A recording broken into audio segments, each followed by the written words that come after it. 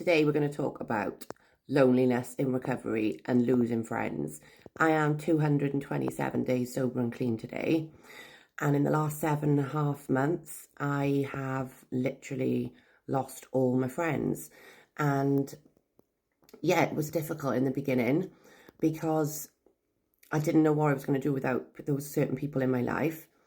But when I look back at the friendship that I had, it wasn't ever a healthy friendship anyway. The friendship that I lost was with people that did the same things that I was doing. And week in, week out, we wouldn't see each other Monday to Thursday. Obviously, we'd only speak on the weekend. And we only really bothered with each other when there was a session involved. So yes, it's difficult to begin with, to kind of isolate yourself. But when I first got sober, I hated it and I felt like I was missing out. This time round, I know for a fact that those people that I used to bother with, they wish that they're spurring me on and they wish that they could do the same now. And yeah, I still talk to a lot of people that I used to sesh with, like on Facebook and things like that, but I cannot bother with them for that very reason, obviously, because I'm not that person anymore and I cannot allow myself to go back to being how I was. It's nothing to do with them. This is a me thing, you know.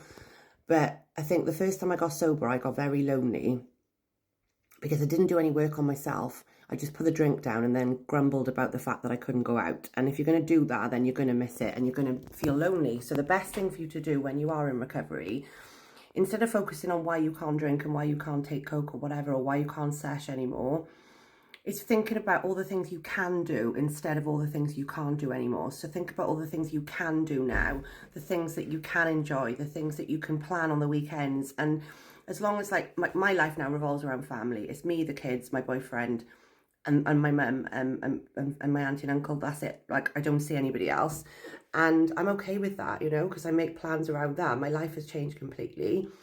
And whilst I can still talk to certain friends, so I do keep in touch with some people, I know that I can't go out down the pub or whatever, but my life isn't about the pub anymore, you know. Like, life is about so much more, and you start to realise when you get into recovery and you really throw yourself into it, how beautiful the world actually is and how much there is to see and do that doesn't involve alcohol or doesn't involve taking drugs. And now I feel like at the age of 36, am I 36 or 37?